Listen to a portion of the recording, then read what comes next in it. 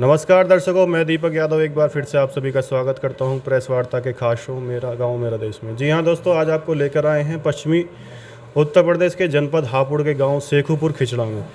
हमारे साथ जो भावी प्रत्याशी हैं प्रधान पद के, इनसे हम जुड़े हुए हैं, इनसे आपको मिलाना चाहेंगे। एक युवा प्रत्याशी हैं, शिक्षित हैं और काफ़ी ईमानदार हैं। तो सर, स्वागत है आपका हमारे शो में। Thank you sir. आप अपनी शिक्षा और अपने व्यवसाय और अपने गांव के बारे में हमारे दर्शकों को बताएं।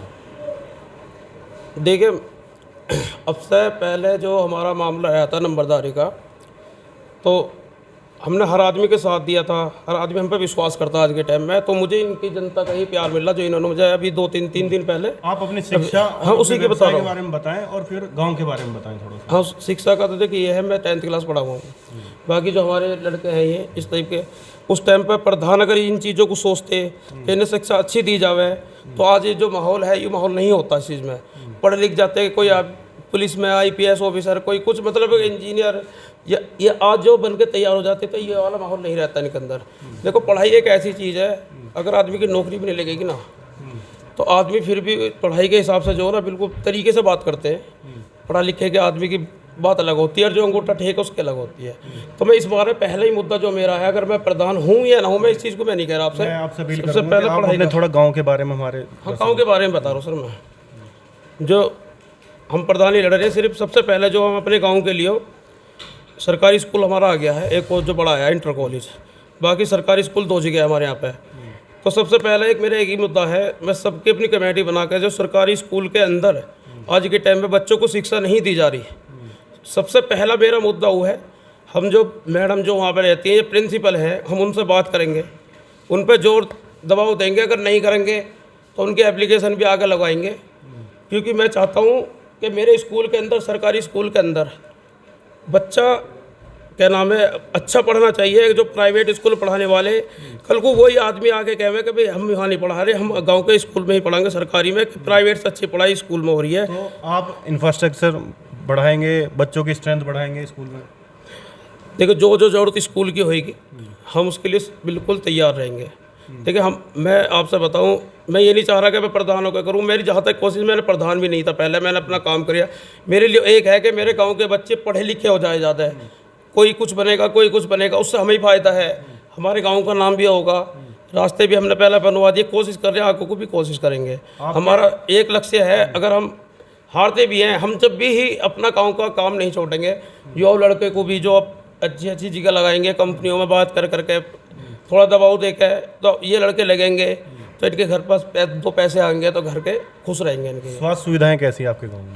देखो, स्वास्थ्य सुविधाएं तो ये है कि जो सरकारी हॉस्पिटल है हमारे यहाँ पे, तो वो है दौलाने में। अभी हमारे यहाँ पे है नहीं, मगर कोशिश जो हम प्रधान होते हैं तो इंशाल्लाह पूरी कोशिश करेंगे कि सरकारी स्कूल लेगा यहाँ से। है बंद पड़ा है, और इसके लिए मैंने जो थोड़ा सा गरीब आदमी के लिए सोचा है, मैं ये चाहता हूँ कि अगर मैं प्रधान बनूँ या ना बनूँ, देखिए आप सुनते रहे ना, प्रधान बनूँ ना बनूँ, मैं एक गाड़ी इको या कोई सी भी मैं इस टाइप की अपने यहाँ पे तैयार रखूँगा। एम्बुलेंस के लिए? हाँ, एम्बुलेंस के लिए, जिसका टोटल खर्चा मैं उठाऊँगा, ड्राइवर से लेकर उसके तेल पानी सब कुछ का। तो किसी कोई भी परेशानी है तो आदमी तुरंत यहाँ हो और यहाँ से जो अपने सरकारी हॉस्पिटल लेगा हो। और फिर ये कोशिश करेंगे, जो हमारे यहाँ पे सरकारी वो है, सरकारी जो हॉस्पिटल है, उस पर कोशिश करेंगे, उस अपने यहाँ के जो सरकारी हॉस्पिटल को हम उससे चालू करवाएंगे। ठीक है ना, उसके लिए मेहनत करेंगे हम, जिससे कि बच्चे हैं, बड़े बूढ़े हैं, जिनको अगर ज़्यादा मतलब एकदम दिक्कत हो जाती है। कुल मिला के आप स्वास्थ्य सुविधाएं में परिवर्तन लाएंगे, उनको बेहतर बनाएंगे। मैं अच्छा परिवर्तन लाना चाहता हूँ उस वक्त में। तो गांव के जो सौंदर्यकरण को लेकर आपके क्या कार्य रहेंगे? किस तरीके से आप साफ सुथरा गांव को रखेंगे? नाली खड़ंजे आपके गांव में काफ़ी ख़राब हैं इस समय तक। देखिए, जैसे कमेटी बनती है, जो सफाई कर्मचारी हैं उनमें काफ़ी आप बढ़ोतरी करोगे? जैसे एक कर्मचारी मिला होता है सरकारी तरफ से, आप अपनी तरफ से नियुक्त करेंगे कोई? जी बिल्कुल करूँगा। मैं ये नहीं कह रहा कि मैं प्रधानों के करूँगा, मैं बिना प्रधान के भी काम करवाता हूँ। सब बच्चे बैठे हुए हैं यहाँ पे, पढ़े भी है, सबको पता है मेरे बारे में।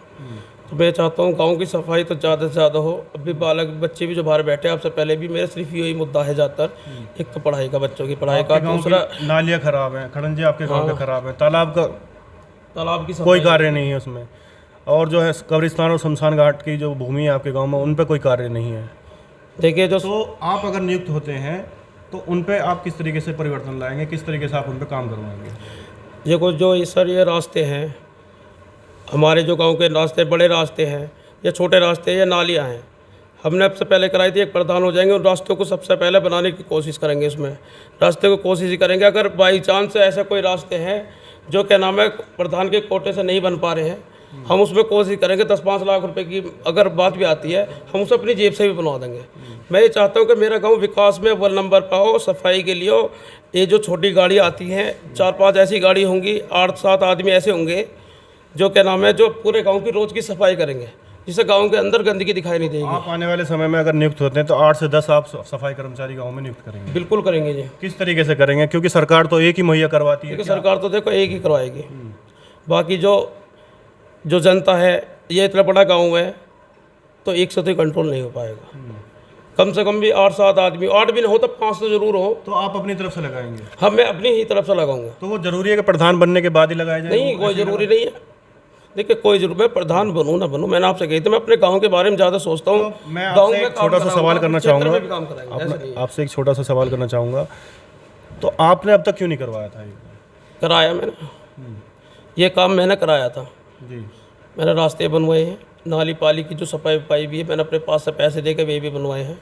कुछ बच्चे जो स्कूलों में नहीं जा पा रहे हैं उनके लिए भी मैंने करा है। या कोई भी मतलब पुलिस से प्रशासन कोई गलत फंसता उसको भी मैं नहीं होता उसके दौड़ते उसे भी मैं अपने पैसे से छुटा कर ले आता हूँ। अब तक के जो जनप्रतिनिधि हुए हैं आपके गांव में, प्रधान पद के जो उम्मीदवार और जो प्रधान रहे हैं, उन्होंने उनके कार्य से आप कितना संतुष्ट हैं? देखिए मैं तो उनके कार्य से संतुष्ट बिल्कुल हूँ नहीं, क्योंकि एक जो विकास होता है, एक विकास या तो रोड बनाना, इसी ये होता है, एक अलग हो जाता है। जो विकास की जो स्थिति है उन्हें पता नहीं है अभी तक भी, क्योंकि वे खुद को उठा टेके, उन्हें अपनी क्या पता। देखिए विकास जो होता है बच्चों के अंदर, पढ़ाई जितनी अच्छी होगी इतनी अच्छा विकास होगा गांव का। और जो मैं चाहता हूँ जो हमारे गांव का विकास हो, जो मेरे गांव के रास्ते रह रहे हैं, मैं पूरी कोशिश इतनी करूँगा पार करने के लिए कि मैं हर अपने गांव का रास्ता इतना बढ़िया बना देंगे। जो आप कह रहे हैं वो बाकी उम्मीदवार भी यही बात कह रहे हैं। देखिए तो बाकी आप पे किस तरीके से भरोसा कर लिया जाए? आप दूसरों से कैसे अलग हैं? देखिए हमारे जो दादा हैं, हम जो शुरू से नंबरदार रहे, फैसले हमारे यहाँ पे होते हैं, प्रधान के यहाँ पे कम होते हैं। हम पे लोग बहुत ज़्यादा भरोसा करते हैं, क्योंकि लोगों का अपना काम क्या है। हम विधायकों से या किसी चीज़ से जो बाहर का है, मेरे पापा के नाम पे है ये रोड, हाजी निजामुद्दीन रोड, हमने विधायक जी असलम चौधरी जी से ये जाके रोड बनाया था। और एक संतोष यादव जी से हमने जो रोड बनवाया था, ये तो आपके अपनी तरफ घर के बाहर आ रही थी तो आपने बनवा दिया। बाकी जो रोड इतनी खराब है उनके लिए आपने कोई अपील नहीं करी? देखिए सर मैंने की है। हम जो जनरल वीके सिंह, जो हमारा जोड़ वाला रास्ता है, हम जनरल वीके सिंह के यहाँ पे गए थे, हमने लगाया था वहाँ पे, यही थी जो बात हुई थी हमारी। तो वहाँ से हमारा मामला कैंसिल हो गया। जो भी हमारे गांव में जिनकी जानकारी उसने कैंसिल ये करा दिया, क्योंकि उसका मसला यह है कि मैं अगर प्रधान हो गए तो अभी मत करिए, प्रधानी के बाद करवाना, क्योंकि उनके दिमाग में ये है क्या नाम है हम प्रधान हो जाएंगे। जो हमारे गांव के प्रत्याशी लड़ रहे सबको 1500 को 1000 वोट बताता। मेरा सवाल ये है सर आपसे, गांव के पर्यावरण को लेकर आप किस तरीके से जागरूक करेंगे लोगों को? देखिए मैं तो सिर्फ अभी बच्चा ही हूँ, मान के चलो। मेरे साथ जैसे मेरे चाचा हैं और बड़े भी हैं, सबके साथ में मशवरा करेंगे, तो जैसा मशवरा होगा उसी तरीके से। गांव में पानी की सुविधा हो, साफ पानी हो, पानी वेस्टेज ना हो ज़्यादा, और पेड़ लगाए जाएं। देखिए सर ये तो मेरी चॉइस है, रास्ते ऐसे बनने चाहिए। अगर आदमी पार्क हो आपके गाँव में, ऐसा कोई योजना है आपके पास में? मैं बताता हूँ आपको। लेकिन मैं ये चाहता हूँ कि मेरे गाँव के जो रास्ते हैं वे इतने बढ़िया बन जाए कि रात को भी अगर आदमी चले तो बिल्कुल विश्वास से चले कि मैं कहीं गारा में या किसी चीज़ में मेरा पैर नहीं पड़ेगा, नहीं पानी पड़ेगा, कि विश्वास से जाएगा। लाइट भी नहीं होएगी। और मैं ये चाहता हूँ कि गांव के अंदर LED लाइट जो होती है बड़ी वाली, जो खंभों पर लगाई जाती है, वे हर खंभे पर लगाए जाए, जिससे रात को भी आदमी अगर निकल रहा है, अगर उसकी सुई भी गिर जाए तो वो दिखाई दे अलग से ही, जिससे पूरा गाँव जगमगावे। आपसे एक सवाल पूछना चाहता हूँ, पेड़ पौधे अब तक आपके गाँव में ये कार्य क्यों नहीं हो पाए? अन्य गाँव जो आपके आस पड़ोस के गाँव हैं उनमें सारे ये कार्य हो चुके हैं। देखिए प्रधान जो हैं वे अंगूठा टेक हैं, उन्हें अपनी नहीं पता इस बारे में क्या मामला क्या नहीं। सरकार से इतने ऑफर गांव के लिए आते हैं काम के लिए, जो स्कीम आती है, इन्हें नहीं पता कि स्कीम क्या है, क्या आ रही है।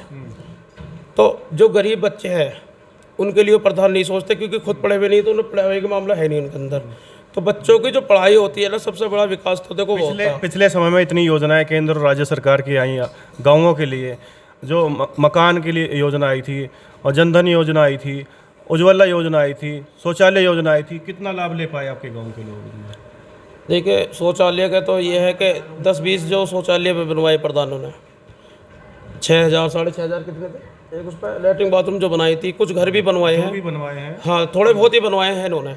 और जहाँ तक भी बनवा रहे क्या नाम है, जहाँ तक बनवा रहे हैं अपने अपने इधर कोई मतलब जैसा प्रधान उधर के तो अपने उधर के अपने वोटर्स के लिए वो कार्य कर रहे हैं। हाँ अपने मोहल्ले के लिए भी करते हैं। बाकी जो इन्होंने ये बनवाई थी क्या नाम है लेटरिन बाथरूम, ये हमारे मोहल्ले में सब पूरे गांव में बनवाए मेरा थे। आखिरी सवाल ये है कि किसान आबादी आपके गांव में काफ़ी ज़्यादा है, उनकी हक की लड़ाई आप किस तरीके से लड़ेंगे? देखिए उनके साथ 24 घंटे हम तैयार रहेंगे, किसी भी कोई भी चीज़ की परेशानी आएगी हम आधी रात को उनके साथ रहेंगे। और विकास के मामले हर तरीके से जो उनको जो भी चीज़ किस तरीके से आधुनिक खेती की तरफ उनको मोड़ा जाए, उनको आधुनिक बीज मुहैया करवाए जाए, आधुनिक खेती मशीनरी दी जाए, खाद बीज मुहैया करवाए जाए, उनके हक की लड़ाई सरकार से लड़ी जाए एक तरीके से। देखिए जो भी है, जो बीज या जुताई है वो हम सरकार से लेकर आएंगे। हमारे यहाँ जो भी है ऑफिस बना हुआ है जिसका ही, सोसाइटी जो बनी होती है, हाँ उनसे हम अपने गांव के लिए, अपने किसान के लिए, जो हमारे किसान भाई हैं, जैसे जुताई है तो उसमें ट्रैक्टर 200 या 250 रुपये का से होती है, उसको हम कोशिश करेंगे लाने की कि वो फ्री जुताई हो। आप भी कृषि कार्य से जुड़े होंगे, अभी जो केंद्र सरकार जो कृषि कानून लाई है उनके बारे में आप क्या कहना चाहेंगे? जो ये कानून है ना, ये कानून तो देखो गलत है और इसी वजह से आज हमारे किसान वहाँ पे पड़े हुए हैं। तो उन किसान भाइयों से आप क्या कहना चाहेंगे और सरकार को क्या चुनौती देना चाहेंगे इन कानूनों के लिए? जो सरकार ने जो फैसले लिए हैं, ये सरकार को फैसले वापस लेने चाहिए। जो हमारे किसान भाई हैं और उनके साथ रहेंगे हम, और आज भी उन्हीं के साथ हैं, हम वहाँ जाते भी हैं। तो ये जो किसान के लिए वो अपने इधर से जैसा कि ये ऑफिस होते हैं, इसके कार्य बने हुए होते हैं, इनसे भी जो विकास करवाएंगे, मतलब कि गांव के अंदर का तो बीज लेके, जैसे बीज मैं एक अपील करना चाहूँगा आप हमारे दर्शकों से और अपने गांव की जनता से, अपने क्षेत्र के लोगों से आप क्या अपील करना चाहेंगे? देखो मैं अपने गांव की जनता से ये अपील करना चाहता हूँ, चुनाव है तो प्यार मोहब्बत से अपना चुनाव लड़ाओ। जिसका जिसको मन है, जिसको ये जान, मैं सिर्फ एक बात कहता हूँ, अगर हमारे गांव में 10 प्रधान खड़े हुए हैं, जो तुम्हें अच्छा लगता हो उसे तुम क्या नाम है उसे लड़ाओ, जिस पे तुम्हें भरोसा उसे लड़ाओ। मैं खड़ा हूँ, मैं बैठ जाऊँगा।